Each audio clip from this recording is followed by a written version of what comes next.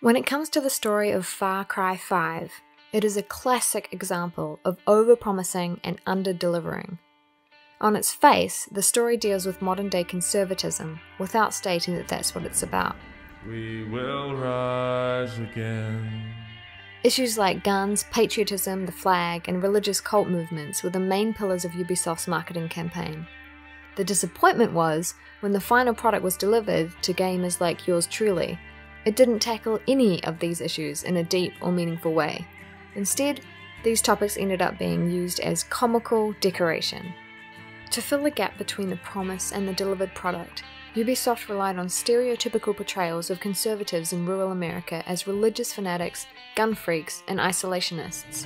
They will try to take from us, take our guns, take our freedom, take our faith. In the fictional Hope County, Montana, a group that shows no tolerance for outsiders is led by a Matthew McConaughey copycat called Father Joseph Seed, whose body is branded with religious iconography, and under him are the three leaders of the game's three main territories. I had high hopes for how Far Cry 5 could have explored the topic of religion and the rise of new cults. Repent, you sinners! Especially after the developers' announcement that they were working closely with experts such as Rick Allen Ross, the executive director of the Cult Education Institute. So you can imagine how thrilled I was imagining a game exploring the writings of Max Weber or Emile Durkheim on the role and rise of religious groups in a society. Even today, many scholars still continue to study the role of religion, particularly new religious movements and cults, and their impact on both the individual and groups. The game had none of that. It makes no effort to explain why Seed has thousands of followers who unconditionally and blindly follow him, kill for him, and listen to him on the radio all the time. Even Charles Manson explains his ideas more clearly than Joseph Seed. If you spit in my face and smack me in the mouth and throw me in solitary confinement for nothing, what do you think's gonna happen when I get out of here? Easier than trying to understand cults and how they thrive is to say the leader is using drugs and gas to hypnotize his followers. What did all the cult consultants bring to the game? What would have been different had they not reached out to these experts or done any research on cults? The answer seems to be nothing. Far Cry 5 could have been a one-in-a-generation masterpiece had it explored the factors that increase a cult member's vulnerability to the group's ideology, such as cultural disillusionment, dependency, and a high level of dissatisfaction with daily life. The game with its big open world could have shown a lot of reasons for how and why the inhabitants of Hope County might be vulnerable to this mind reprogramming. What if I told you you could be free from sin? What if I told you that everything you ever dreamed could come true? When ex-members of several cults were polled by the International Cultic Studies Association, they consistently gave these reasons for joining their groups: idealism, friendship, love, freedom, community, mission, sincerity, salvation, enlightenment, and a spiritual high. People don't join cults. They get involved in groups they are led to believe represent these high ideals. Cults promise salvation instead of boredom, noble and sweeping goals. Instead of existential anxiety, structure and certainty. Instead of alienation, community. Instead of impotence, solidarity directed by all-knowing leaders. The story itself tried not to be controversial and played it safe in order not to anger liberals or conservatives, but it ended up being empty and hollow on the inside, superficial and stupid from the outside. Which makes me wonder, why did Ubisoft even bother picking hotly debated political topics such as guns and religious freedom as themes and topics to market the game if they did not have the courage to discuss them? Don't talk the talk unless you're willing to walk the walk. They've come to take me away from you.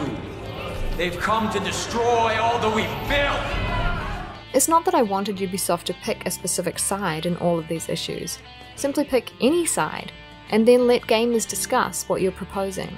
Even if they wanted to play it safe and not pick a side, they could have done it in a more elegant way, by leaving controversial and critical choices for the players themselves to decide, and to bear the consequences of their own decisions. I'm saying this because it was Ubisoft who promised to give us more choices with the game's story.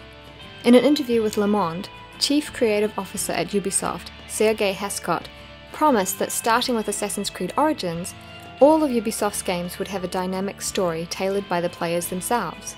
He stated, "I don't want the player to go through a story created by someone. We have games like that still, but I ask more and more that we let the player write their own story, that they set themselves a long-term goal, identify the opportunities that are open to them, and choose not to follow a path that was decided for them." What sounds great and promising, but I didn't see any of that in FarCry 5.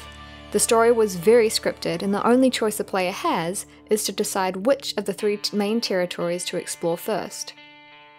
After reading Hascott's statement, I thought a dynamic story in FarCry 5 could give the player the choice between becoming a saint who liberates the county, or even becoming the cult leader himself. Ubisoft's marketing campaign of Far Cry 5 and its detachment from the final product reminds me of a saying we have here in Germany. Wer nicht redet, wird nicht gehört. He who does not speak will not be heard.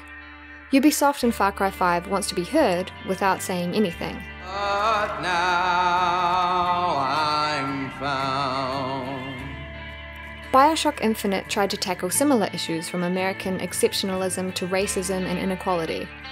I don't agree with the game's conclusions or depictions of these problems, but I applaud its makers for their courage in taking a side in the debate and saying what they truly believe. Whether their views are right or wrong is not the point here. Unlike Ubisoft, who wanted to have all the upside of an edgy marketing campaign about controversial topics, but no downside in having an opinion on any of these matters. Encounters with characters other than Father Seed, such as the 3 leaders of the game's main territories, are full of long speeches that just go in endless loops without actually giving the characters or their ideologies any real substance or intellect. Collapse is upon us. The geniuses at Ubisoft think that simply by throwing the American flag on buildings, t-shirts, cars, and airplanes, that they can check the box of patriotism as being included in the game. One of the most bizarre moments in the game was in the middle of the campaign. The player is on a mission to destroy a statue of Father Joseph Seed, the cult leader, and then burn the group's holy book. Do we even need to discuss why demolishing religious statues and burning books in the 21st century is a stupid idea? What can a book do, and why is it so dangerous that it needs to be physically annihilated?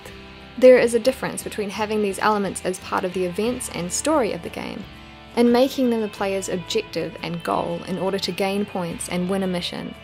But to be honest with you, if one can tolerate all the absurdity and foolishness in the game's story, it has a lot of enjoyable moments to offer, with flawless shooting mechanics, which only intensifies my anger at the game's story by making me imagine how amazing it would be if these good aspects were combined with a better story.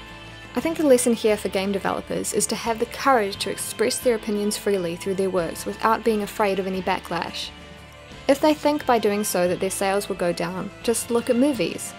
Hollywood is already far ahead of the gaming industry in this area, and tackling political issues in movies is very normal. Of course, most of these films have their biases and are not perfect, but still. If a developer wants to avoid that, it's totally fine, but please don't ever use hotly debated political issues as a marketing campaign to raise our expectations and then censor them in the final product. To help our community grow, all we need from you is to subscribe and hit the like button. Thank you for watching, and see you soon.